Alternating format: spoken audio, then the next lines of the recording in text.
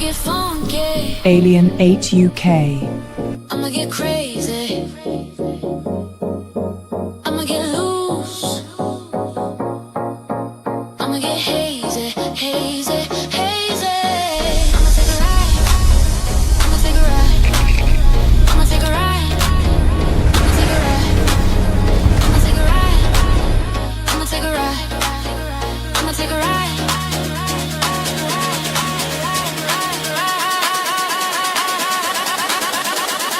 Take me to your leader, take me to your leader, take me to your leader. Take me to your leader. Take me to your leader. Take me to your leader. Take me to your leader. Take me to your leader. Yeah, yeah. Take me to your leader. Take me to your leader.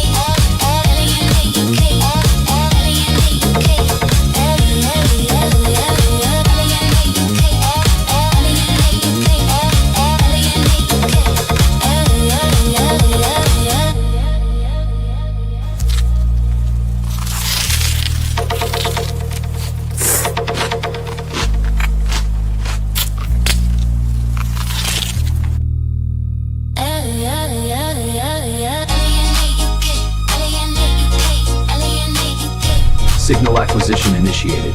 Cross-referencing anomaly archives. Pattern recognition complete. Aether 8 online.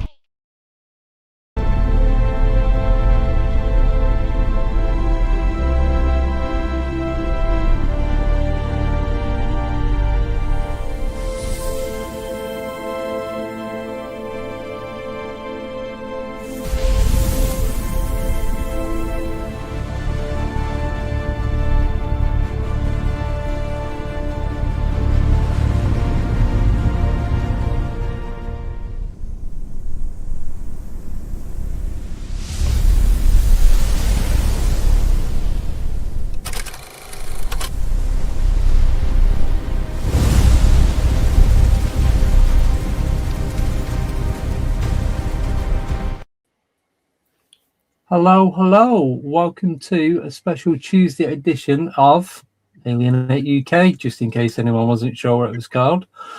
Thank you for joining us. So I'm joined by David from Down the Rabbit Hole and David Don't Know, Abby from Haunted Devon and Lifting the Veil, and the wonderful Natalie Smearman of Relic Films and Blondes and Booze. Welcome to the show. Welcome, Natalie. Thank you. Thank you for having me. You're more than welcome. We're just waiting on Mr. Moist, and he's just not here. He's probably soggy, and he needs to go to Moist. So there's a delay. Speak of the devil. Speak of the devil. There he is. Mr. Hey, Greg. Mr. Moist himself. Thank you for joining us. Yes. Oh, man. Hey. And in green for Palestine as well. Mm-hmm. It's in Leprechaun green. Now wait a minute, guys. I knew you guys was going to interview me. I didn't know I had competition with a leprechaun. You know, paybacks, my friend. I'm going to see you in about a week and a half. He always makes fun of my height. I'm 5'1". Yeah. Keep it up. I'm just kidding. She's our lucky Oh. charm. Yeah. Anyway, Nice happy Paddy's She's Day, just like everyone. Eve. Oh, Lucky jeez. Oh. Ooh. He's got props. Oh, yeah, Right. he does. Yeah, I've got a green and pink alien head. Does that count? And Green Ben oh, I've actually got a green alien down here Oh, a green alien. with Well, a pint of. Try and Guinness. pinch me. I am wearing green. I don't care. Ooh. Try to I'm get not to me, wearing buddy. We've got a rebel. We've got a rebel. Mhm. So, how is everyone? We all good? Good. How are you? Busy. You don't stop. What? Yeah. There's no point stopping. You get bored. There's Just not keep going. not enough days in the week to podcast, is there, Andy? No, that's why you got to do 2 in one day sometimes. I wish I had your stamina. I wish I had. Oh, he's gone dark on us. I know. He's The messing shadow with- man. Let me tell you, when we go filming, this is what he does. He messes with the lighting. Oh, How much Yeah, equipment right. does he actually? How much equipment does he break? Probably Does he breaks break? more than. Yeah. Honestly, nothing. You're on mute, Greg. And so, but what has happened, and I don't want to steal his thunder, but there have been times that we have filmed in the forest and we've had some anomalies and maybe some spirits mess with our equipment and erase our footage. Oh, Oh, erase the footage. how Mhm. rude. Wow. Isn't that nice? That happens pretty often. Yeah. Yeah, And we it's were actually in- happening. So is it like what do you call it? Like defense erasing, or can you actually get it back kind of thing, No, it's gone. completely gone? Mhm. Oh, it's like Wow. corrupts the files completely. Yeah. Mhm. do you think it's the same spirits that are following you around if they keep doing it? Mm. I don't know. I don't think so. It's pretty common over here, though. Mhm. Yeah. You know, whenever, as a matter of fact, I would think that if you're not experiencing some of this phenomena, like battery drainage and all this other stuff that goes along with your cameras, you're not in the right spot. Yeah. You're doing something wrong. Yeah. Couldn't you be in a place where Yeah. that doesn't happen and still have experiences? Would that You be a can. thing? You can. It's just much more common for it to happen than it is for it not to happen.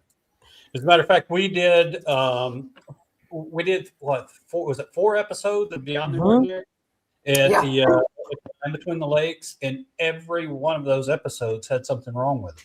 It had file corruptions with it. Every one of them, 100% was batting 100 there. And Natalie had noticed that it was all of the cameras that were facing toward the woods. Oh, interesting. Yeah. Because we had 2 camera angles, one facing away and one facing towards. And the one that faced towards, that's the one that went out. Oh. And our batteries were being drained. It was just crazy phenomenon when we were in Land Between the Lakes, and that's in Kentucky.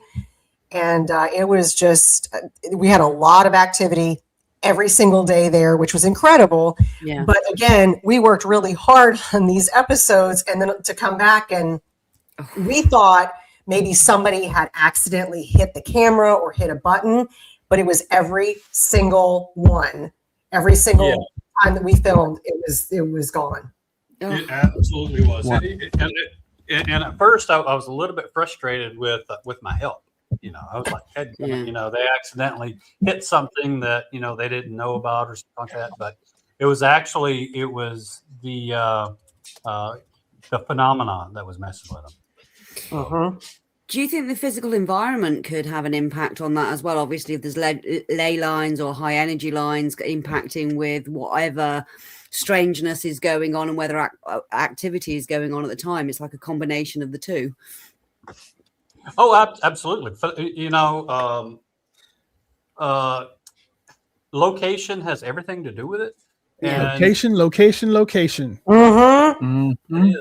It's Oh, really yeah. Definitely. everything to do with it. And you're right. The land between the lakes has there's an intersection of 2 ley lines there. Yeah. So you got ley lines coming and going essentially. Yeah. Yeah. Yeah. Yeah. How do you guys Do you combat mind- that? How do you combat having like losing battery? How do you combat that kind of thing? Do you have something? Are y'all prepared for that? Do you have some backups, or how do you work with that? I'll let you answer this one. Yeah. With us, I carry lots of batteries. Sometimes, there's nothing you can do with that because I'll give a for instance, and not The Vanished, which is our last film, but the film before that, The Land Between the Lakes, the first time I was there. In the making of it, I went to interview somebody about an incident that happened with a hunter, and I carried 10 batteries with me, and every one of those would drain down to 0 at a certain Holy location. shit. Wow. And you, when you moved away from the location, they would power back up. But you would move back into that location, and all of them, it was all of them, they would all die. So we couldn't film at the location where I wanted to film. We had to move, several hundred yards away, several hundred meters away. And, that's just one of the things that you have to deal with when you're filming the paranormal stuff. Yeah. We wasn't investigating at the time. We were just, but we were investigating at a location where things happen. Yeah. Yeah. So you're right, Abby. Location does factor into whether or not you have things to mess with your equipment or not. It sounds very much like a block ley line. I mean, old partner of mine, he's got a garage out in Ipplepen, and you park a car at a certain part, and there is a ley line there. There's a cross intersection ley line, and one of them's got blocked energy. And they've had dowsers and all sorts down there. You park something, it will drain the battery out of any car that's parked there. It will mess up this, that, and the rest of it. And I think the only remedy for it is actually to hammer a copper spike into it. And that somehow kind of like resets the energy a bit. But I don't think they can't do this. There's that much tarmac and concrete. They can't actually do that. So they just don't park the cars there. That's something else. We teetered with the experimenting with Faraday cages. Yes. Yeah. That would help. I really haven't gotten to that point yet. But I have teetered with that idea. Yeah. Right now, though, we just carry a whole bunch of batteries with us. Yes. Like, when we go out investigating at night, I carry a camera, and it's on a monopod, right? Monostick. Yeah. And I tape one of these really big brick batteries with it, and then I feed that into the camera. The camera itself has an internal battery. Yeah. But it's nowhere near as bulky and has much oomph as these big giant external batteries. So that's one of the things I do to combat some of the issues that you have with battery drainage. Now, battery drainage is only one of the things or phenomena that you'll experience. One of the things that I have not figured out how to combat is file corruption. Now, I can't for the life of me, I can't explain that, and that's one of the reasons why I was wanting to experiment with the Faraday cages. Yes. Yeah. With, How do you find the audio as well? Does that play up as well? Do you get strange audio corruptions, like it's like interference or like electrical, like static and stuff on the audio? Do you find that a lot as well? Absolutely. A perfect example is in the filming of The Legend of the Downy Booger, our first film. We were filming an orb, right? And unbeknownst to us, we caught this crawler that was crawling between us and the orb. And essentially a Bigfoot, right? We didn't see it when we were there, but in post-production, we saw it, and you can see it on the video. It's on Tubi and all that. Wow. But anyway, in that particular clip, we did get visual, but the audio in that particular instance was messed up. Yeah. It just didn't record. So yeah, yes, there's instances where we have audio only, no video, video, no audio, and then there's times when there's nothing. Do you ever go anywhere where the electronics get enhanced? Enhanced? Like when Rather than being drained, you literally don't lose any power. I don't even know if that's a thing. like when Thor shot his lightning into Iron Man and he was like 300%. Getting a bit of a boost. Yeah. What would that or could that happen? If it is, given the location, I'll just go and stand there for a bit and recharge. Right? Oh yeah. I'll But stand right surely there. Give it to me. there must- Grounding. you'd think that there would be places like that. Would there not? Well, I think some of the reasons why all this happens is it's really multifaceted. I really think that there are entities who are trying to manifest, communicate, or whatever. Yeah. And that takes up some of that battery, that storage in the batteries. I really think that's what's happening sometimes, and other times, I think that some of these entities are giving off an EMF frequency that messes with our not only messes with our bodies, but also messes with our electronics. So we've got some evidence of that particular thing happening. Yeah. No, the reason that I asked is because you said like you go and stand in a certain location and it drains, and then you'll go back away from that location and it goes back to where it was. Yeah. Mm-hmm. That's what I was thinking with that. Oh no! What I kind of liken that to is when you get out of that particular location, the batteries sort of kind of go back up to their normal. Near to where it was. Yeah. But there's certain areas. It's well, imagine a heat sink where heat is being absorbed into a certain area, like a pond or whatever. Yeah. So I would liken it to an energy sink where in certain locations, energy is just getting pulled out and maybe going to I don't know if it's an entity or maybe there's a portal around or what, but it's going somewhere out of the battery. And then it's coming back, that's really puzzling to me. Like you've drained and then you leave the area and now it's back. Which is the energy's not there anymore that's draining it. You've moved out of that energy, therefore the battery's not But once energy is drained, you need to charge the battery back up, right?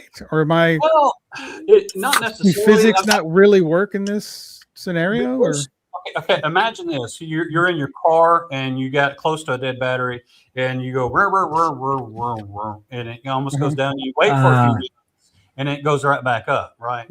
And it'll turn, your car will turn over again. Man, I wish that would really happen in real life, because for me, that never, it goes and then dies. And that's it. Well, The end. This happened with me several times. And, Natalie, does it come back for you? Does it turn No. back up? Oh, okay. No, I gotta call the tow truck. Please give me a job. It's just freaky. I mean, there's got to be an explanation for that. Like, when it comes to the paranormal, the physics don't work the same. Because I assume if there's something draining your battery, like let's say an entity is draining your battery, right? Mm-hmm. They're holding on to that energy, I think. And then when you leave, they're like, "Oh, here you go." I just don't see that, but maybe there is something that maybe that's just the way it works. I don't know. Yeah, Just really I don't crazy. know. I mean, we had that happen at the LBL. I mean, we were out in the middle and there was a field and we're getting all this activity, and then batteries are dying and cell phones are dying and, things are not recording. And then all of a sudden we get away and then they all go back to normal. Yeah. That is crazy. I got to check this out. I've seen that a lot investigating over the years, and it's weird. There's no investigation for it, and you just kind of have to chalk it up to then. It's just something we can't explain, but But I mean, really, we can't explain the paranormal or cryptids or anything like that because we're still trying to figure that out. Yeah. Yeah. So, quick question. So, at the LBL, when you first went there, was you not worried because of what had happened previous to you going? Was I Like with the worried? dogmen? Well, I knew that there was a possibility of some danger being involved, and Yeah. and we did tell the ladies, hey, look, we are genuinely going into an area that could be potentially dangerous. Mhm. Yeah. We took precautions. I'll just say that. Yeah. Mm. Yeah. Some Right. dog I biscuits, just Mhm. yeah. little steak, just in Fresh case. water. Yeah. Yeah. Poop Yeah. bags. All that kind of stuff. Bear spray, 10 millimeters. Milk things like bones. Yeah. You know what I'm I saying? have my bear spray. Yeah. Always have a bear spray. Healthy Yeah. deterrent, shall we say? Yeah. Yeah. Can of deodorant and a lighter. Yes. Yes, that too. Your own little pocket flamethrower. Can't go Of course, wrong with I- that, can you? Hairspray lasts longer. You know, that happens. Yeah. Yeah. No, cheers for that. Right, I've got a question for you, and I've never thought of this before. So you're saying about batteries draining. Do pacemaker batteries drain? Well, that's a good question. Oh God. That would be bad. That, Don't go there. yeah, you would know about that if, well, you wouldn't, but for a moment you might. Don't they recharge on kinetic energy though? Isn't that the whole thing? So you don't. I mean, replacing a battery in a pacemaker, it's inside you. So I've no idea. I've not got one. I don't know anyone who's I got would one. have to say Google that.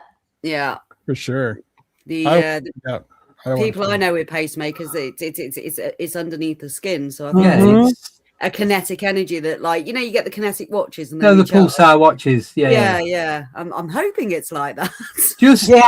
to If be on the not, then safe you're side. Yeah, just if you've got a pacemaker, don't go paranormal investigating. Either that or I'd have some jumper st- cables handy. Yeah. Just don't ask me Wow. where you're putting them. Yeah. Yeah, we don't want to know. No, we don't. wanna Greg, know. I want to say I love the shirt, sir. Where can I get mine? Well, if you go to www.moist.com, you'll be able to find. Don't a do whole that. bunch of- You'll find a lot. And there ain't no t-shirts there. Oh my word! Why do women hate that word? Why do like a lot of women do not like the word moist? What's up with that? Do y'all know? Is there an answer for that? Well, I don't know. You don't I'm know. okay with it. But You're okay this with all moist? started. one year, I love it. I love This it, all man. started with Brandy, not Brandy, Yeah. but Krista. Blondes and Krista. Blues, Krista. Yeah, it started This all with started Krista. with her. She hated the Oh, word. Yeah. 15 years. Thank you, Blazer. I wasn't quite sure on that. well, somewhere there's somebody that hates that word moist. Yeah. I've known a few women. mo- I say it's kind of moist outside. They're like, don't say that word. I hate it. But Why? I know blokes that Oh, don't right. like that word. You know, blokes that don't like that word. What? I'm Yeah. not saying anything to that one. Mm. Yeah, I love it. I love that word. it is. I'm okay with it. Kate I is- don't have any All problems right. with it. I would mean, wear it on my it's chest. just- I'm the topic when I go out filming. I'm kind of a joker, Yeah. You don't say. Yeah, guilty as charged. Mhm. But Nonstop. if you're not having fun, you're doing it wrong. I No, said that's what keeps the What energy kind of alive. jokes did you do to Natalie? Oh, Oh, you don't want wait to. for it. Here it comes. Here it Here comes. it comes. Go ahead. I'll let you tell all that. So we were filming and we were at a motel, and I mean, it was bare bones motel. And he got a room that had like a little kitchenette. It was not by the hour. Yeah. There were no rubber sheets, just a note. Anyway, he One got minute. this room with a kitchenette, and he made some comment about women belong in the kitchen. And I was like, hey. And Oh, after that, hey, Nat, why don't you make me a sandwich? oh, Hey, why don't you go Oh, do wow. the dishes? The dishes are dirty. Why don't you go sweep up the floor? I mean, it's all, but here's what will happen. It's random. yeah. Like, I won't hear from him. And then all of a sudden I get a text message. Hey, why don't you go make me a sandwich? Just random, middle of the day. Greg, how are Wow. you still breathing, mate? I'm just lucky that way, and I see it from a distance. Well, and to clarify all of that, when we were in the hotel, Natalie and there was some other women there, the ladies there. They were in the kitchen, like washing the dishes, and I made some sort of comment like, "Ooh, women in their natural habitat." Yeah. So it got ugly. Now there was liquor involved. So the next person to be vanished is Mr. Greg Ogles, Mr. Moist aka the himself. Moistman. His royal moistness. I suggest you wear a cup next time you go out there, sir. Yes. Yeah. Well, Wear a cup. Full body armor. Bigfoot that dwarf. I'm going to be trying. Yeah. I do make good sandwiches. Thank you, Bigfoot dwarf. There you go. There you go. I can see why you take so much protection out with you now. Mhm. Yeah. It's not because of the paranormal. It's not for No. anything else. No, nothing to do with that. Yeah. So he doesn't get his ass kicked. It's for rabid chihuahuas. You are rotten. You are rotten. I'd go slightly Greek now, Natalie, and throw that plate frisbee. Oh, we had all kinds of crazy stuff happen that whole trip. We had one of the worst storms to hit Tennessee on that week, and it knocked the power out of the well system, and therefore we had no water for 3 days in our motel, and nobody else did either. There was no water. And so we went kind of feral. Yeah. We were a little juicy and rank, and so we just it just went from there, and it was crazy. It was crazy. Yes, people without power and toiletries for 3 days soon turn feral. Yep. Yeah. Yeah, it only takes 3 days.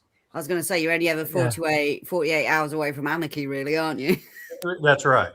Yeah. Yeah. Any given time, you're only 48 hours away from anarchy. Yeah. So we were taking buckets down to the river to get water to fill the toilet tanks up. Oh my word. Wow. Yeah. That's dedication. That's dedication to the project. That really happened. It really happened. And it was a hill. It was a hill to get down to the river. So we had to climb down and climb back up. My word. The things you have when filming, though, I mean, those are the stories that make it, though, aren't they? Really, the bonding moments between you and your team is when you're facing something like that. It is. It really makes our team a whole lot closer. When we kind of pick at each other, because I mean, it's just it's just love. That's all it is. We pick at each other, but we are the best of friends. Banter. And you're talking about a week that was nothing but laughter. That week was nothing but laughter. And that's really the way it is at all of my filming events is, away from camera time, which when the camera's rolling, you're serious. I'm like, cut it out. We're serious right now. Yeah. So, but away from that, because some of the stuff that we get into is incredibly stressful, because what we do is real. It's not like set up or anything like that. It's very real. And there's an element of danger to what we do. Yeah. So to let off that stress and that steam, we go back and, we kind of party, and it's it's just a way to let off steam and to bond. And it's for mental health. Because if you're serious all the time, and you're going out to some of these situations that we were in, it's really taxing on your mental health.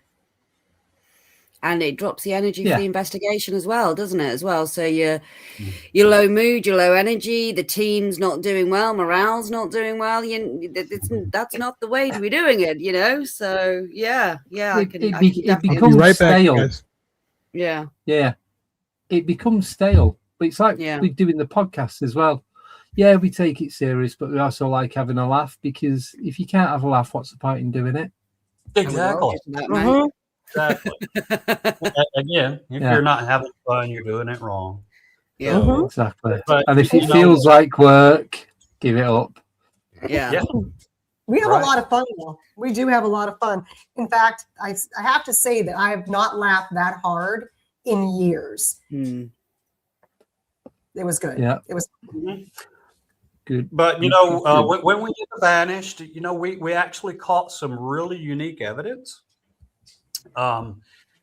You know, I'm used to seeing orbs, you know, this luminous phenomena that floats around. I'm very used to seeing that. However, our camera guy caught something that was luminous, but it was amorphous. I mean, it was just it kind of blobbed and undulated and kind of moved more like a cloud, sort of like a illuminated cloud. And I was like, you know, I've seen orbs, but I hadn't seen that before. So we really wanted to know more about that. And I was like, well, you know, do the local Indians have any kind of old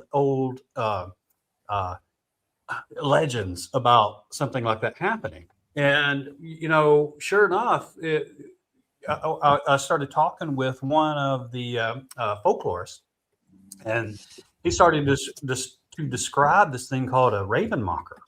Ooh. It fit exactly as to what we saw. I mean, it was exactly. Yeah. And we were thinking, well, dang, you know, did we just uncover something and bring something to light that has been making some of these people disappear? That accounts for maybe a small fraction, but some of them.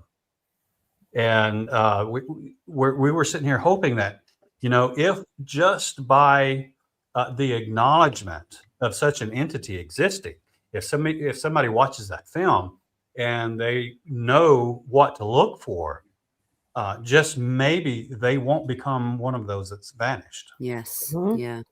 Yeah. So it's not just entertainment; it's public service information as well. Especially, you know, as with all these missing 411 in all these different locations, Mhm. it's like, what is it that's doing it? So if you can actually prevent that, that's amazing. Mhm. Well, you know, I think, you know, like I said, the orbs I'm very used to seeing, and this was something very different. And we did see orbs, you know, on our investigations. We did see them. But however, what he caught on camera was something different. And we actually caught orbs on camera that night that, you know, Adam Davis caught an orb that he didn't really see so much. And we didn't make too much out of it, but it is on camera. And I kind of liken that phenomenon to another phenomenon that we had, and that's also in the film. And it's, you know, we've got orbs on camera for 20 minutes or so. Mhm. And I mean, you can see the color of them. They're green, and that. And it's incredible because we did get a chance to really interact with them, just to do some experiments to see, you know, how they would react to certain emotions.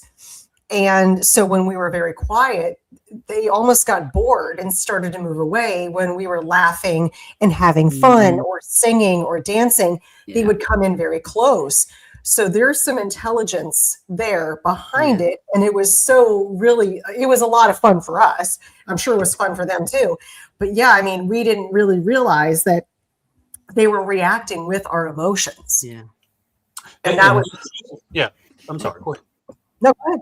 I'm done. I was going to say, she's exactly right. 100% right. There were times when we were just laughing and joking, and, you know, and when we were all belly laughing, when we were out in the woods, boom, these orbs would appear. Boom, boom. And again, I liken that back to a situation where we had recorded the orbs in 2024, the ones where it just lasted for so long. You could hear us on audio saying, "Oh my God, they're coming toward us. They're you know, interacting with us." And we're like, well, we don't know if they're, you know, coming toward our sound, but I mean, come on, we were there. Yeah, we were, you know, just interacting with that situation, and you could hear all of it. And, you know, they came in close. They kind of checked us out for a while, kind of back out a little bit. Incredible. So, you get different reactions from different colored orbs. I'm going to say yes, because in my experience, what we experienced, the red and orange orbs stayed almost like they were guarding. They were on the path watching us, and they moved a little bit, but it was the green and the blue and the silvery orbs and that were really interacting with us and coming closer and watching us. And the red and orange orbs were just staying on the path, going, okay, we're just going to watch them. They didn't come real close. I would agree, and we saw some that were gold that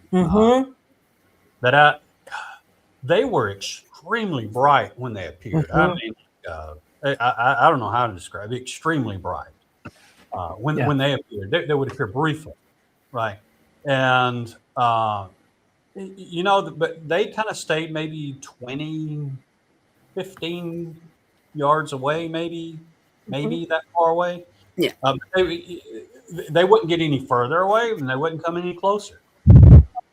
But like she was saying, you know, some of the green ones and some of the blue ones, they would come in real close.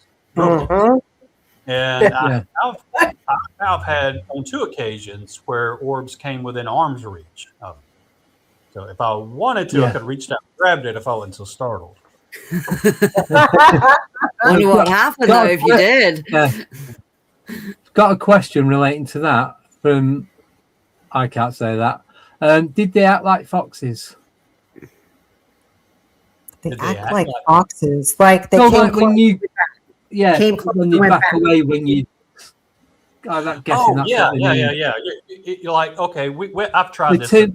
Curious but timid, sort of thing. I've tried this 1,000 times before, like before meeting Natalie. Like when we would see them, we would try to approach them. They would do one of 2 things. One, they would sometimes they would disappear, and 2, sometimes they would just leave a relative distance between you and that orb. In other words, they wouldn't let you approach it. They would keep that same distance away from you. But if you moved back, here it comes. It moved right back. And these are things you're seeing with the naked eye as well, not just through the lens. Oh, absolutely. Yeah. Right. I know during the day we were out, and I did look through my therm and saw something moving on the path in front of me. And I took the therm away and I couldn't see anything. And I put the therm back, and for about a solid 2.5 minutes, there was something on the path, like dancing around, and I couldn't figure out what it was. And so I'm just going to sit here and watch it. And then all of a sudden it just danced off into the air. And I'm going, I thought, was it a rodent? No, this thing danced off into, and then came around. And then all of a sudden it's looking at me through the shrubbery and the greenery that was there. And I'm going, wow. But I couldn't see it with the naked eye. It was only through the therm during the day. So I thought that was really cool. Yeah. We have got a couple more questions for you. So this is from Simon, and it's for Greg. Has Greg worked with Hellbent Hollow? I have not worked with Hellbent Holler. I do know Jesse and Joe. I would call them friends. We work in some of the same areas. I have talked with Jesse a good bit, and at one time we were trying to plan an expedition together, but that never really materialized for us. So, but in short, I haven't been able to work with them. But for the most part, though, I don't know that they've worked with many other people. They kind of go out and do their own thing. Yeah. No, cheers for that. Next question. Yeah. Next question's from Raoul, Tower Paranormal Investigations, and he wants to know, what's the scariest moment you have had whilst filming? Natalie knows his. Go on, Natalie. So we were in Land Between the Lakes, and we were doing a whole series of investigations. And I can't say enough wonderful things about Greg, because he is so open to doing experiments and really having an open mind about, where to go next. And because what doesn't work in an experiment, we move on. and that's what we were doing. We were getting activity through the week, but nothing really to make that contact. So we took a team of all females out into way out into the forest. And this was on many dirt roads. It took us about 25 minutes to get there. And then Greg and Jim were filming. And so we got out to start. And earlier in the week, I had been growled at in camp. So I said, Greg, I said, can I do the growl? Can I mimic the growl? And he's like, yeah, do it. Yeah. So we get, and this is a graveyard on a hill, and we move halfway up the hill in the graveyard. We didn't have any flashlights. It was the day before full moon, so everything was quite illuminated. And I let out 3 of these growls, and so all of a sudden it just broke loose with boom, boom, and the ground shaking under us. And I'm like, is this real? I'm like, I looked at Greg. I'm like, holy cow. And then I did it again, and it happened again. And we start getting movement all around us coming in. Nothing was showing on the therm.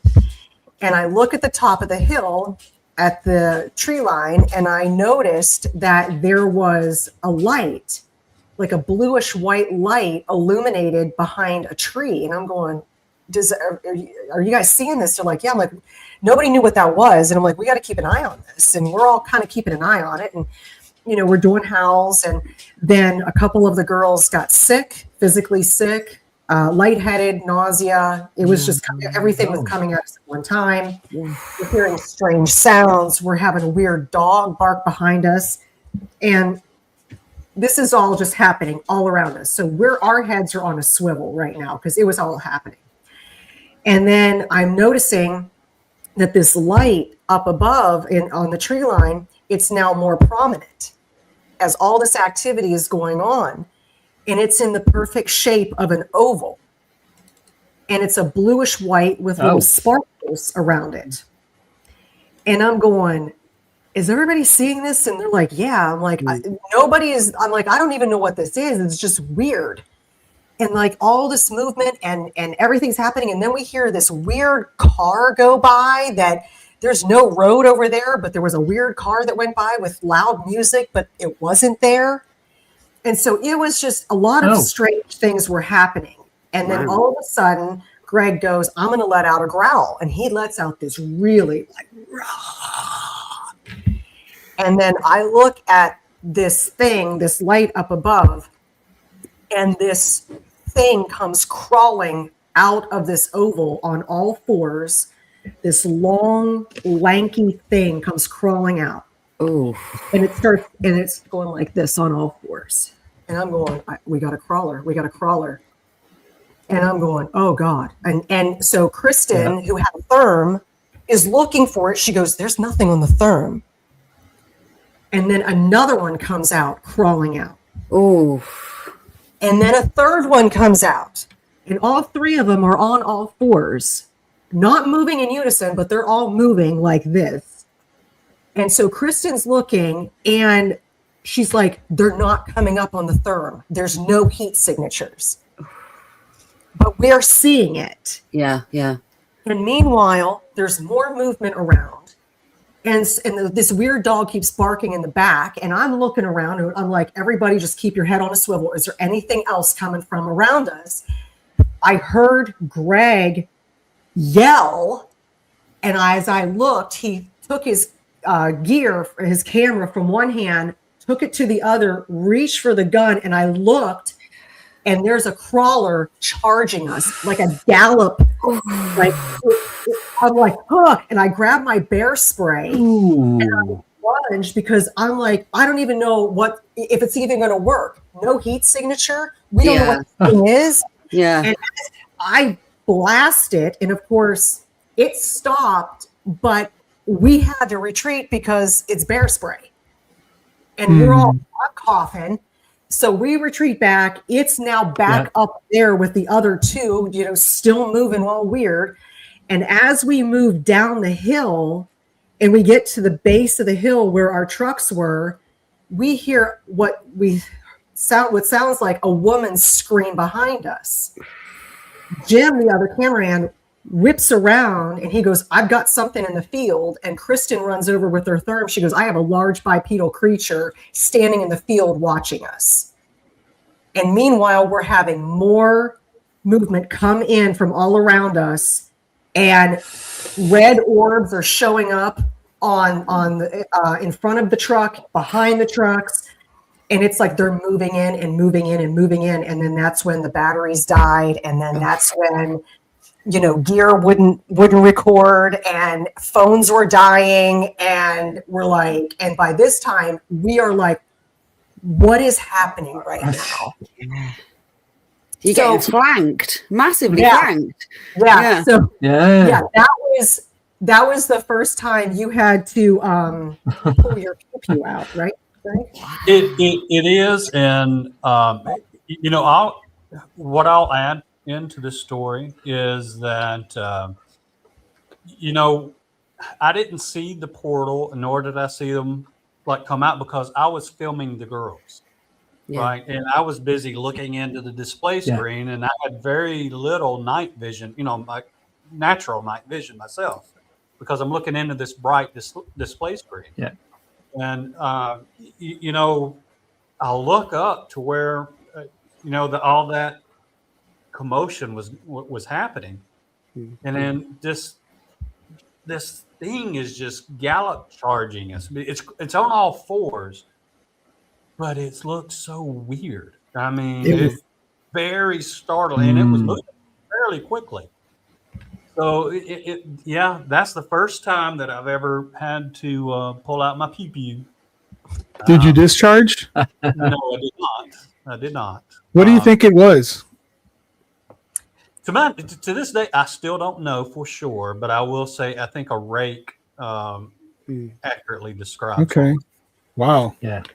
So, is that what you think, Natalie? Is that what you think?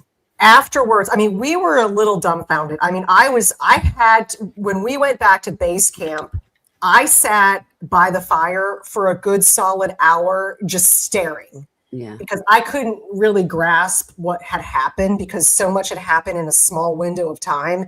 And to have that thing, I've never seen anything like that come charging. We didn't know what it was. And we collectively started investigating, what could it be? And we're looking at things, and it was weird, and it was lanky, and it was scary, and it was just galloping.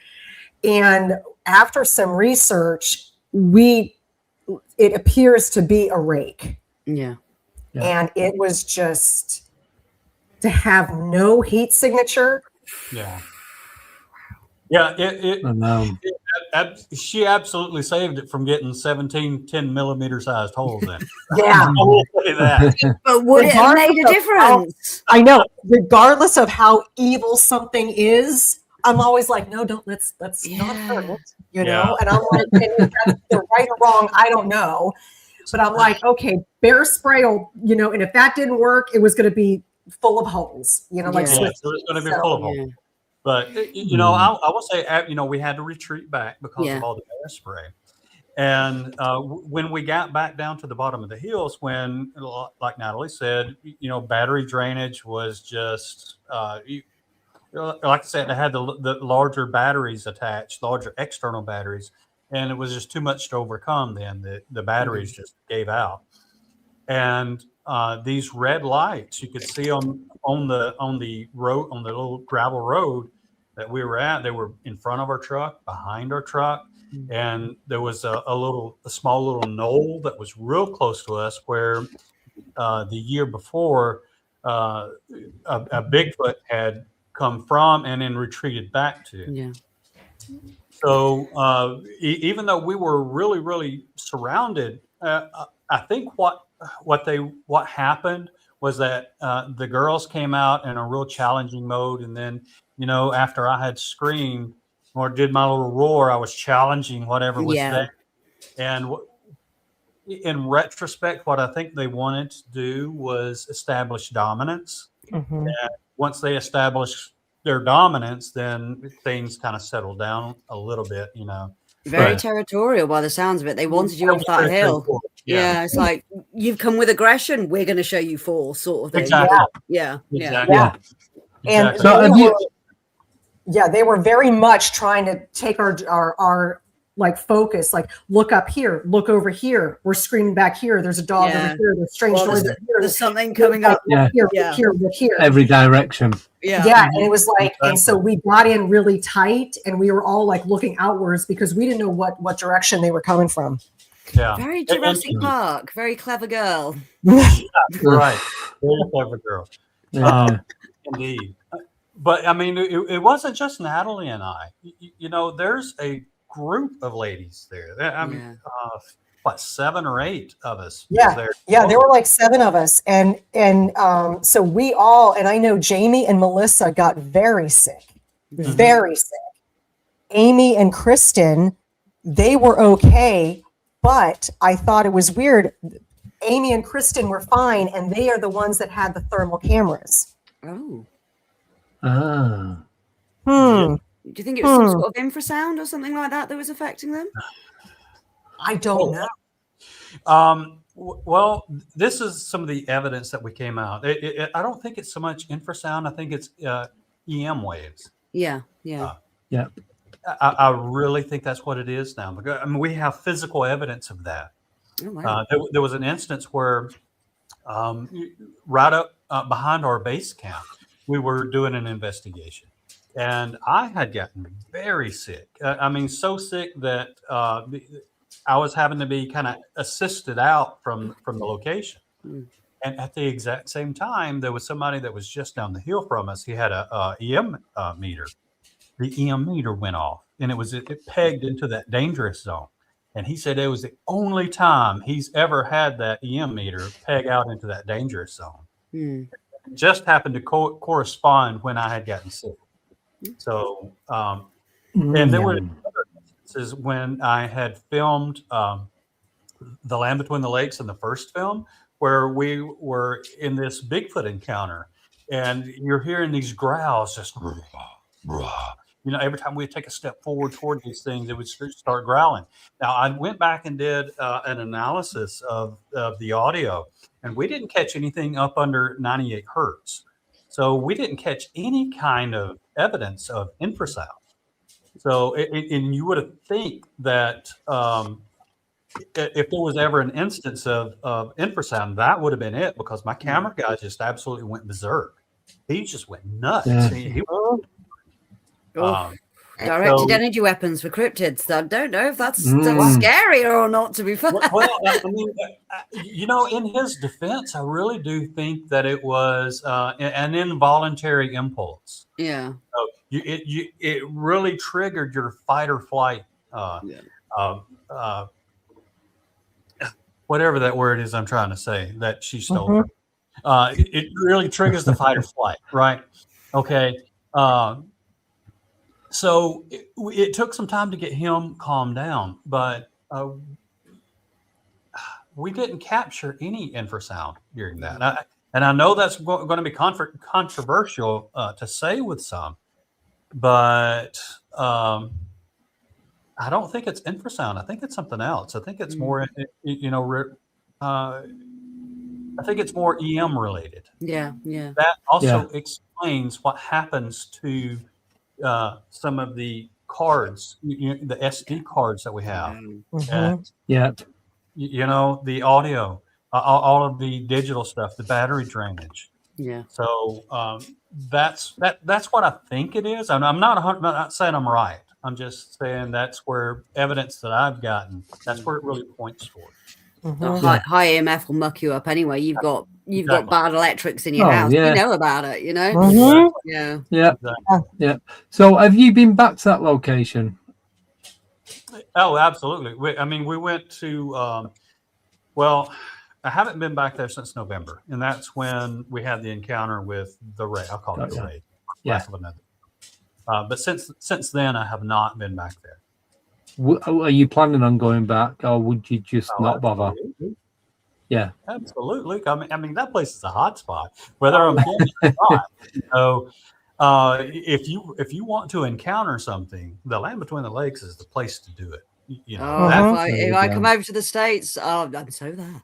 Straight, Yeah. straight over, So all the there. way. All the way there. Pain, I'm just telling you, it never disappoints. Yeah. I mean, even our even our base camp there had activity almost every night. You know, with something come up and slapping the campers, just boom. You know, and, Yeah. things walking in the peripheral, all at the woods, at the wood line, Yep. just beyond the wood line, you can hear things walking back there. It's just, it was full of activity. Wow. Oh yeah, one of the first nights, something large walked past my tent, and we had a shower tent that just up from me with a big bin of water, and this creature walked up and started playing in the water, like splash, splash, splash. Going, that's our shower water. Ew. Gonna wake up to a giant furball. Yeah. Yeah. So, what do you guys think a rake is? I mean, because there's so many stories about this creature. What do you guys think of that? Good question. A good question. You know, that's the first time I think I've ever encountered one. And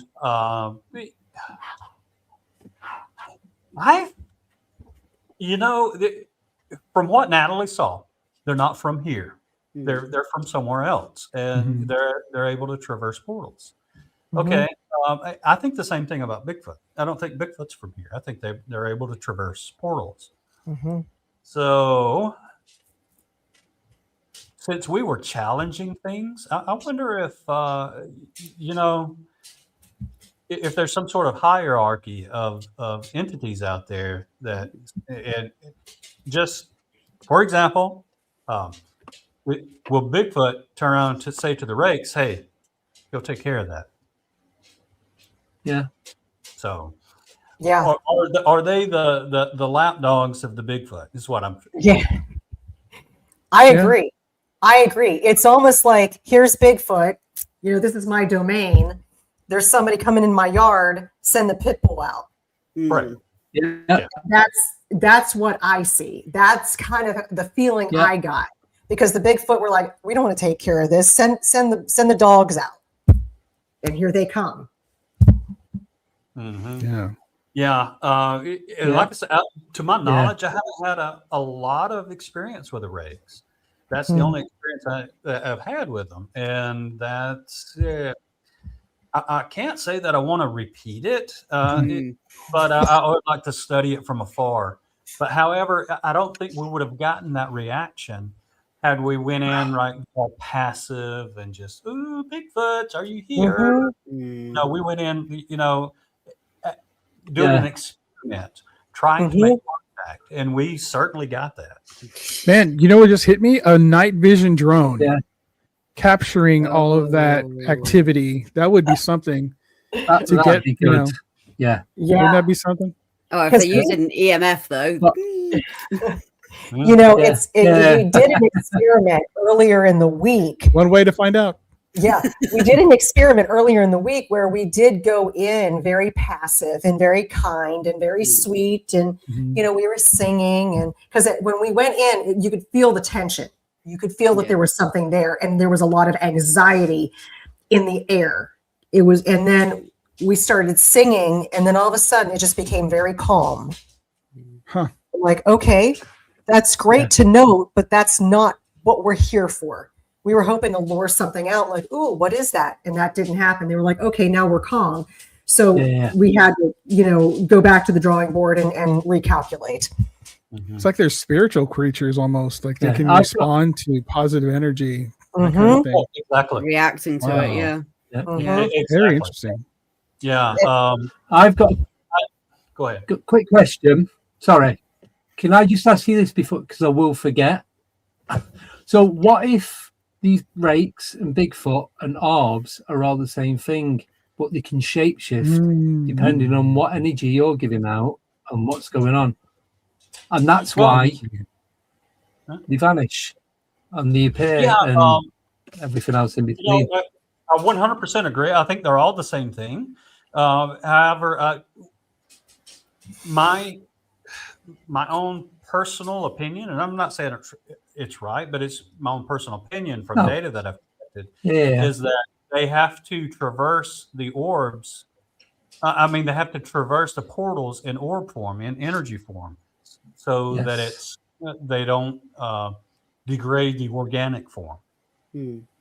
Because in the Land Between the Lakes, there's the front part of that film is concentrated on the Meta Project, and in that part of the film, we had interviewed some people that walked into a portal. They've got this on film. They walked into that portal, and they're no longer with us. So I think that portals are harmful to organics, and I think that's why they have to traverse in portal form. Portal form. Well, we knew what you meant, Greg. This is another thing. Yeah. Well, this is another thing that I was thinking about last week. So with the orbs, what if could it be possible?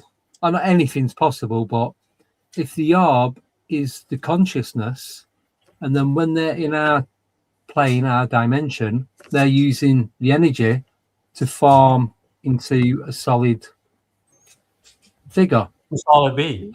Yeah. So the orb is a ball of energy, consciousness, whatever you want to call it. And when they go into whichever realm or whatever dimension they're in, they form into what they can construct in that dimension. Absolutely. Yeah. It's very possible. Yeah. I mean, sometimes when like I'll post stuff to Down the Rabbit Hole on Instagram and Facebook and all that, and I'll find ghosts, which is your favorite subject, Andy, that show up as orbs. You'll see an orb, and then all of a sudden a fully formed apparition will appear. And sometimes they'll disappear, and then you'll see an orb kind of trace off. So I mean, that makes a lot of sense. Yeah. So what I'm trying to say is, I don't think that orbs are limited to Bigfoots. I think that they're more common to other entities than we really think. And Interdimensional. We might be the exception to that. Although I will say this: one of the people that I interviewed who had walked into that portal, I also talked with two other individuals that had witnessed him personally turn into an orb and traverse several hundred meters, and then poof, he was back to human form. Wow. But if you asked him, he would say, no, that didn't happen to me, blah, blah, blah. So from his perspective, he walked it. Yeah. Okay. But from the two other perspectives, no, he didn't. He turned into a red orb. They were both very specific about that. Yeah. Traverse several hundred meters in just seconds, just a few seconds through rough terrain in the woods. Yeah. See, now I've always thought that. So like, it's like you'll be talking. I'm just going to hypothetical, but driving, and someone just pulls out in front of you, and they go, "Oh, I didn't see you." Is that because you're at a different frequency to what they're at, so they can't see the frequency that you're being, not necessarily an orb? And then, like when you see cars just appear out of nowhere, or they vanish, or you do the same thing. Is that a thing? I believe it is. It's you. There must be some way of your unknowingly or unconsciously, not unconsciously. You need to look at your blind spots when you're driving, sir. Yeah. Make sure I've got 700 mirrors all the way around. 360. Andy, do you drive a BMW? No, thank God. But someone will just pull out in front of you, and they're like, "I didn't see you." It's like, I'm in a big grey car or a big white van, whichever vehicle I'm driving. How have they not seen me? It's like there was nothing there. You wasn't there, and then you just appeared. Yeah. So could that be us resonating at a different frequency for a few moments, and that's why things like that happen? Or you just see someone walking down the street, and it's like, well, they weren't there a second ago. How did they get there? Let me give you some evidence of that. Okay. Like evidence. Is it moist? It is. It Yummy. wouldn't be moist there. It would be more solid. Yeah. In this instance, if it was there. That's Depends if it's good. raining. It was in the Vanished. The clip where we are filming these green orbs. Adam Yeah. Davis can see it. I can see it. The camera lady, that Janice Nolan, she can see them through the camera. The other camera guy that I had with me, Brent, he could not see them. He couldn't see them. I mean, they were very bright, right where we are. We could see it. Adam and I could see them with our own eyes. Brent could not see them. So you're talking about. I think that you do have to. The frequency which you're vibrating allows you to see certain things. It's like. Yes. I think the more and more you get out and start doing this paranormal stuff, the more your mind starts to open up and you start vibrating at a higher frequency. And the more you get into it, the more you start seeing. Yeah. And I think that's what happens. And I think you're 100% right about the frequency and your vibration and what you can see. Mm-hmm. See, I've always, well, not always, but the last few years I've thought that, because someone will just appear, or I set a vehicle, and I drive for a living, so I've got to be aware, solid all the time. I do between 200 and 300 miles a day, 5 days a week. That's just at work. So I'm conscious of what's going on around me all the time. I'm looking at what's going on 5 vehicles in front and 5 vehicles behind, people walking down the street, bikes, horses, whatever, animals, kids, because I don't want to do anything bad. Do you know what I mean? So avoid as much as I can. Yeah, I'll see UFOs. Yeah, these, but there must be, not most, but Gremlins. Like Greg was saying about who? You said gremlins. No, that's just us co-hosts. No gremlins. Yeah, but the way I'm that sorry, we Natalie reference. that's right. The way that we change our No, frequency. I'm getting Scully vibes, according to Simon. So, just saying. Oh yeah, That's I right. see Seeing that. that, For sure. yeah. The way that we change our frequency, is there any way that we can tune into that and find a way of controlling it? Yes, I do that all the time. Meditation. Mm-hmm. You know, Yes. the Monroe experience is. Yes. I think they've got it down to a Monroe. science. Yeah. I think they've got it down to a science. You start doing that. I think it really helps with your frequencies. Yes, There's some. I forgot. No. Forgive me. I forgot the name of the beads that you can wear, but there's 3 types Yes. of minerals that comprises these beads, which helps you to raise your frequency and vibration. Mhm. So it helps you be able to. So I don't mean, not necessarily the meditation, because I do a lot of meditating as well, but having the ability to, become an orb. Like you said, that the guy, do you know what I mean? Well, yeah. When Greg was talking about that, it made me think of like the quantum realm, because there's a superposition where you can be in 2 different places at once. And if the guy sees it go from an orb and he's over here, all of a sudden he's in full form over here, and he says he walked, that's kind of like a quantum type of a field, because he sees himself as solid form walking over here, and then this person sees him as an orb and showing up in another place. That's I've seen something similar to that. It wasn't an orb. I was in Leicester and Midlands of the UK, and I was driving to this house. I was looking for the house number, and I'm pulling up, and there's a bloke with denim on with a little white dog crossing the road. If the dog wasn't there, I wouldn't have thought anything different of it. When he got to the other side of the road, he was now a she, about the same age. She had a jacket on, black trousers, same white dog. The dog looked like it had been painted like porcelain white with a bright red lead. And she was probably, I'd say, about 20, 30 foot away, just like staring at me. So I'm sat in the van doing my paperwork as I got to the shop. And I'm like, kept looking up, and she's just like gawping, staring. I'm like, going to be polite, but I am going to put the window down in a minute and say something. So I got out of the van, went to the house, did the job, come back. So it's probably about 10 foot from the gate to the door and back again. So I'm walking up, she's still there. Stood at the doorway, the woman came, time for the stuff. Walking back to the van, still there. Sat in the van, finished the paperwork off, looked up, gone. Nowhere to be seen. Right? There's a few cars parked up. There's a field on the left, because that's where they'd walked across from. So I'm like, right, I know she's not walked past me. I would have literally bumped into her. So I drove slow, looking down every little gateway, if there's an alleyway, a driveway, anything like that. No one to be seen anywhere. But the weird bit was the dog was acting like it wasn't with anyone, like it was just stuck on a lead. The dog wasn't acknowledging what the person was doing, only when the guy was crossing the road at the very start. But when it was stood there and she was staring at me, the dog was just like doing its own little thing, like it wasn't with anybody. And I have no idea what that was.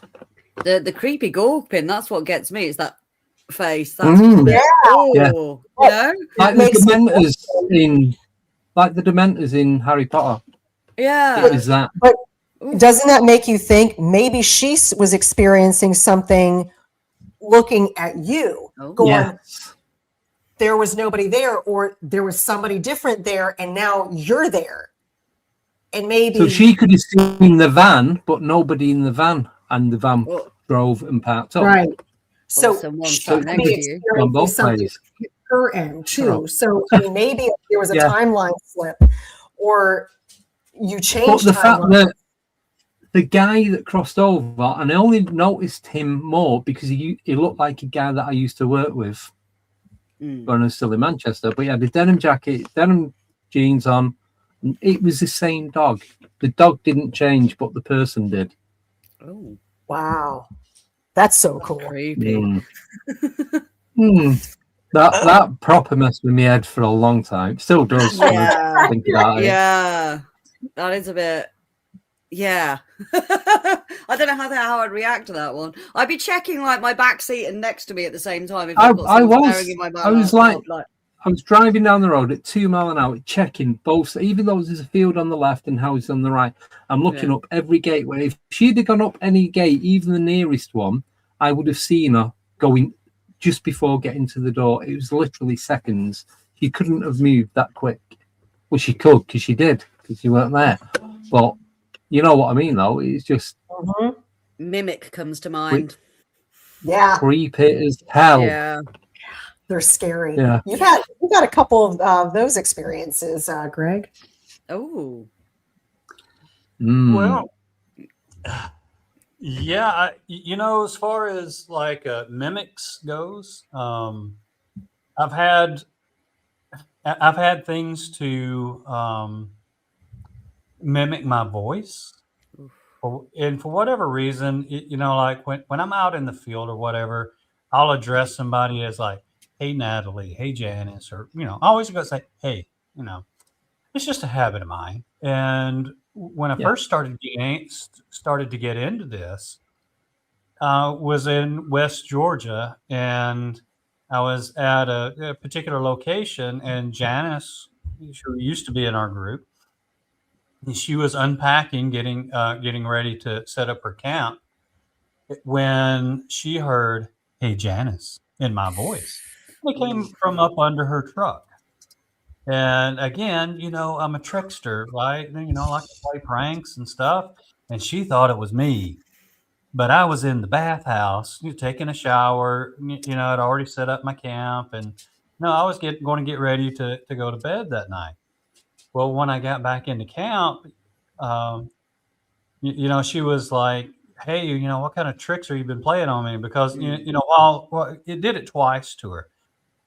The second time I had done, it said, "Hey, Janice," and it grabbed her ankle. Something again from up under the truck.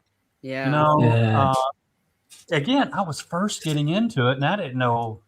I really didn't believe it, to be honest with you. So I went to bed, and then, you know, during the middle of the night, I was going to get up, go back to the bathhouse, and I unzipped my tent, and I heard, "Hey, Janice," in my voice. I was like, "Nope." I said that out loud, and I zipped it back up. Brent Yeah. just happened to be up. He's like, "I heard that." Yeah. So he heard it at the same time I did, and that made a believer out of me. Wow. I mean, mimics, they do seem to be a little bit malevolent, don't they? It's almost like they're trying to either lure you out or do you some mischief, or if it's part of the trickster brigade Bit of or both. what. Yeah. Yeah. Yeah. Well, the interesting thing, though, and I guess they have a sense of humor too, is the second time that it happened. That was the first time. It was at West Georgia. The second time was in North Georgia that it happened to me, and it was in a much bigger Bigfoot expedition group. However, I was off on out on walkabout, and back at the camp, this guy named Paul Holt, he's no longer with us. He was my mentor, but he had heard, "Hey, Paul," in my voice again, come from behind the outhouse that was out there. You know, it's very primitive camping, and this little small, little rickety shack of an outhouse. Yeah. Came, "Hey, Paul." That's in his little creepy voice. It sounded like me, right? So when I got back in, like, "Dude, what did you want me to go behind the outhouse with you for?" I'm like, "Dude, I what you do is to go behind the outhouse with me. I wasn't going here." Come on. So, it's happened. I've got some moist for you. I don't know what's more scary, that or the mimic. I think the last time Imagine both. well, yeah. No, there's a party. The last time I experienced it was about this time last year. I can't name the location. It's a fancy smanchy hotel, but it's an old family manor basically, and me and one of my investigators, Candice, we just come down from one of the rooms, and we got into the main ballroom area. And we heard Sally Ann literally conducting a vigil or a seance. We rounded the corner. There was nobody there. They were all out in the grounds. And we both heard, and it's her mom. So, you know, she knows her voice. And we were like, "Oh, yeah, how are you getting on?" Oh, there's no one here. We said to them, "Oh, were you by the windows or anything like that?" They're like, "Oh, no, we're on the other side of the grounds where we were getting stuff. You know, we got led out this way." And it was just like, oh, but we were getting all sorts in that room when we were home. We were getting bangs. We were getting a male voice. Something was literally on different parts of the room just making noise as if like almost like you're surrounded. We were loving it, but, you know, it was like, swear to God. And we had the recorders on. Do you think it recorded her voice? No. Nope. Not a No, chance. it doesn't do that. Somehow, some of these voices are able to escape being recorded. Yeah. I do have some disembodied voices on audio. Yeah. I haven't chosen to release those yet, but you know, I do have them. Yeah. So occasionally you're able to catch them. One of the things I caught on audio that was when I first started getting into this, I set out an audio with a parabolic dish, right? We were in the middle of the woods. It was in May in Alabama, right? Okay, May, it's warm.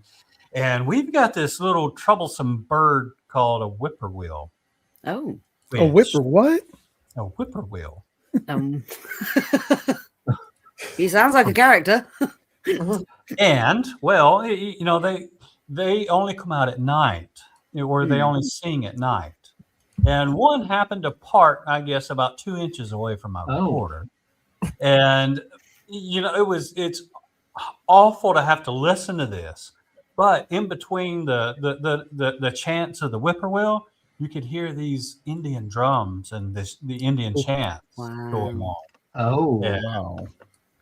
That was fascinating to listen to. But I mean, you can only hear little snippets away between the whippoorwill. So wow.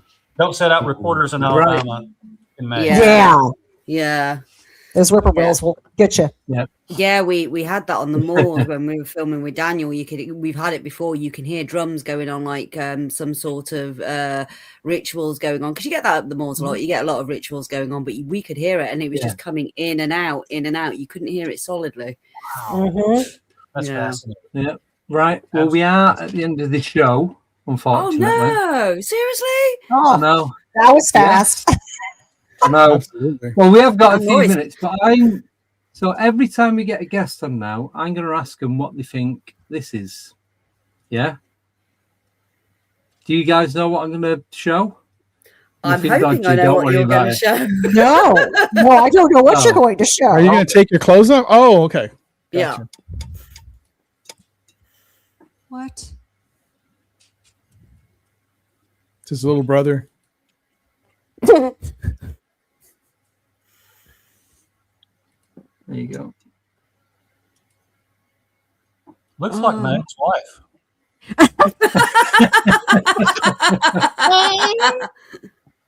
Before or after pickled?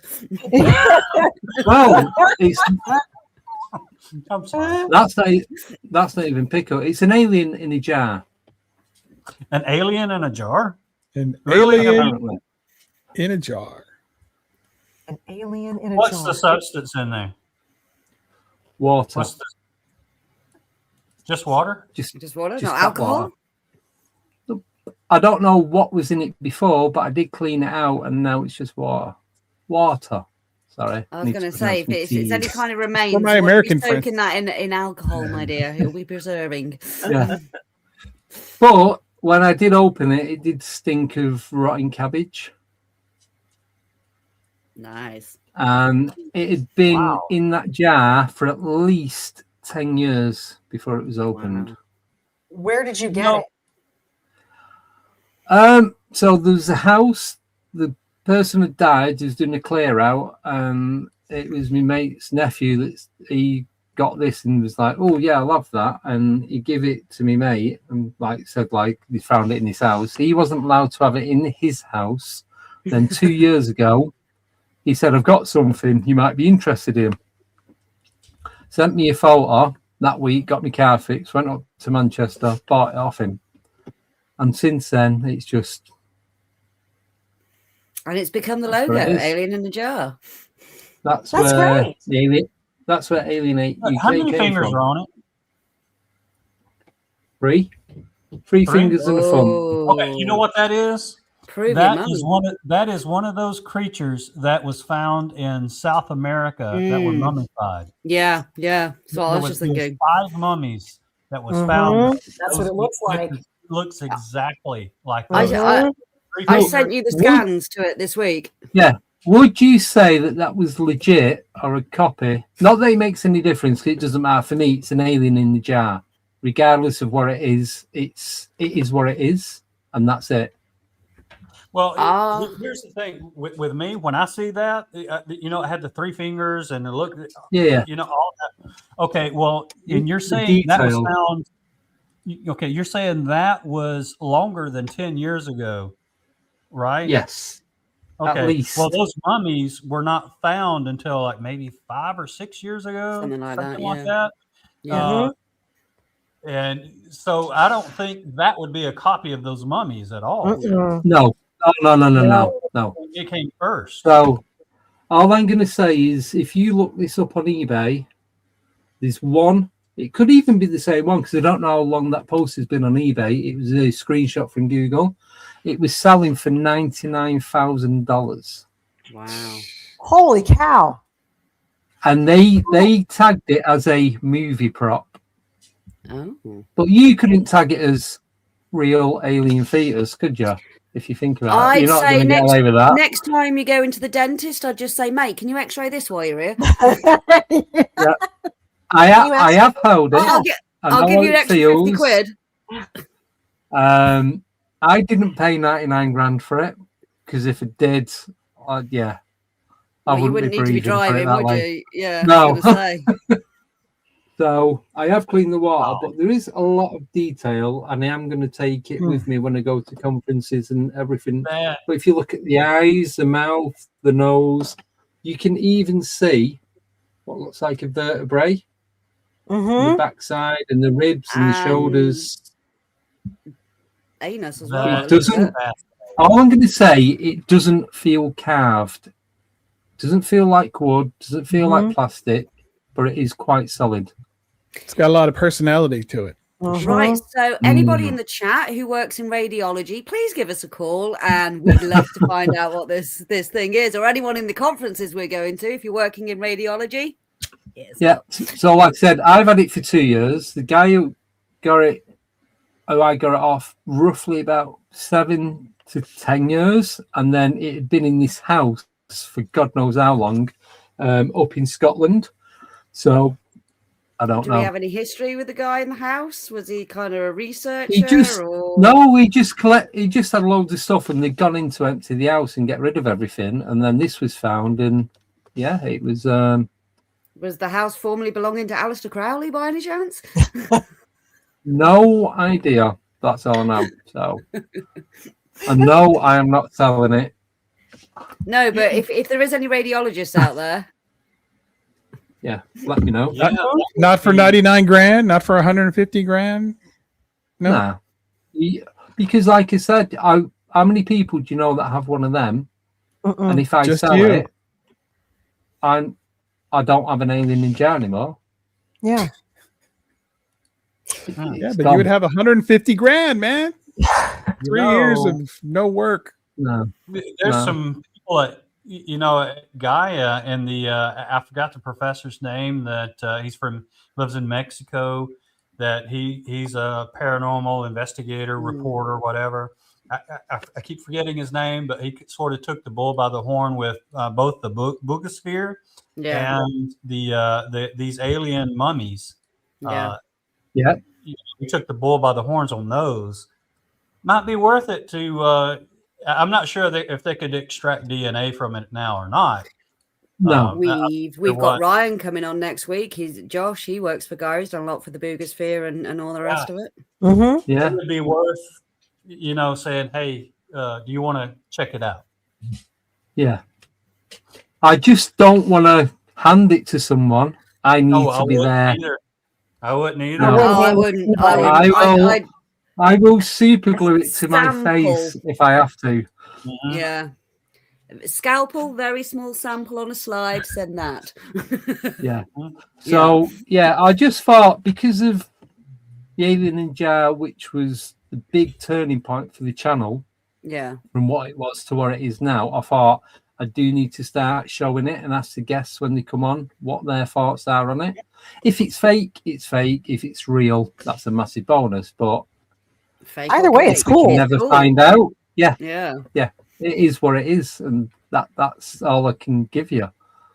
And I did not pay a lot for it. Conferences, I'd have it in if you're taking it to conferences, I'd have it in a glass perspex square thing on top of it. Just in case. Safe. Yeah. Oh yeah.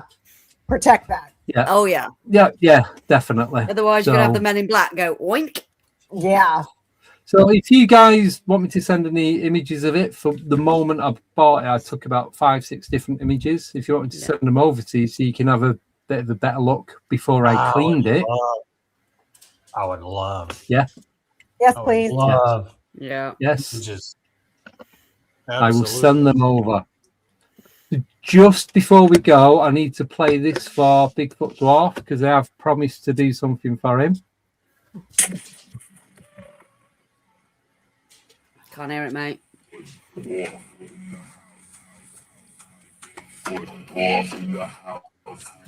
hear it now?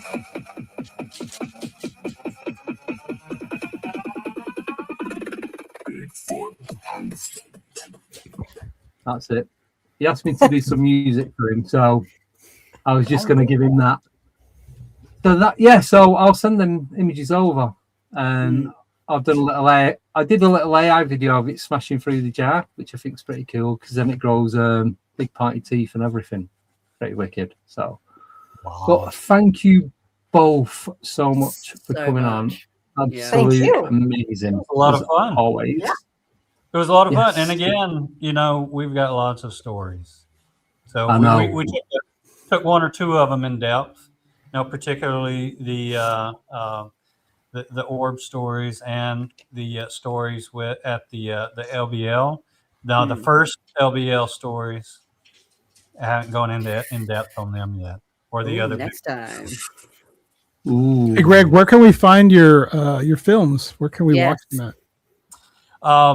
The Downey Booger you can find on Tubi and lots of other streaming platforms. All you got to do is type in the Downey Booger. The Vanished has just been accepted to the film distributors, so it's it will soon be streaming on all of the normal streaming platforms, Tubi, Amazon, and Roku, and all them. The Land Between the Lakes is still in submission, so it can't be seen yet, but it will soon be right behind The Vanished. Wow, can't That's wait. cool, for that. man. Can't Excellent. wait. Excellent. Yes. Well, it was a pleasure meeting you guys. So Thank you so much. Me too. Yeah. Yes. It's lovely to meet. Good We seeing did. Greg, We did you need miss to you. come to the UK. Yes. Yes, It's great to we see you both do. again. Yeah, we missed you in February. Yeah. Well, I got to meet Natalie, which was amazing. Yes, you I was you're there. actually staying in the room opposite Yes. me, which was quite cool. I know. Yes, Greg, I'm gonna have to and they do made some- Sarah and Melissa made us drink till 4 in the morning in the hotel bar. I'm going to say no. I came down in my PJs, man. I was ready for it. I was just like, yeah, I'm getting comfy. I'm just going to come down in my PJs. No, it wasn't. It was Chris, wasn't it? Who made us Yeah. stay. Yeah, Yeah, Chris. Yeah. Chris stayed Yeah. a while. he did. I think me and Chris And were the then- last to go up, actually. Brian had the level-headed of I'm gonna go up to the room and decide. I was not seen again till the next morning. Yeah. So was Ronnie. Ronnie wasn't. He was seen. not feeling well. No. No. But no, thank you both so much for coming on. Thank you, Amazing.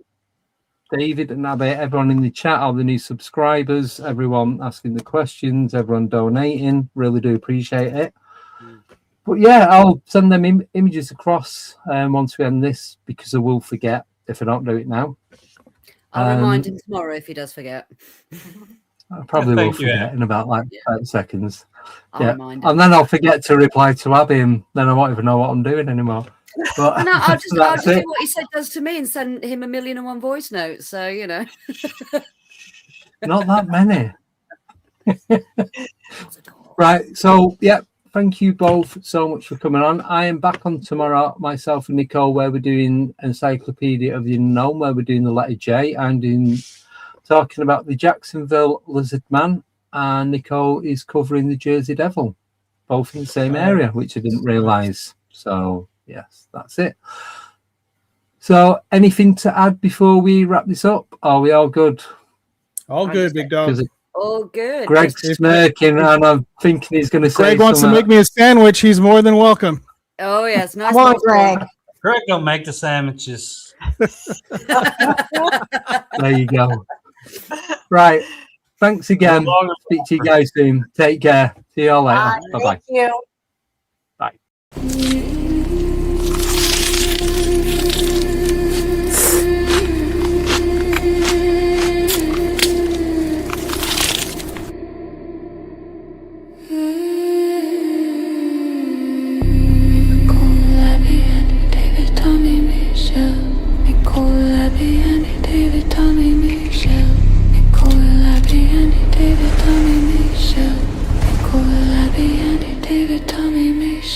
Yeah, if I had a spaceship, I'd visit my alien friends. If I had a spaceship, I'd visit my alien friends. If I had a spaceship, I'd visit my alien friends. If I had a spaceship, I'd visit my alien friends. And I could show them Earth, and they take me to the planet.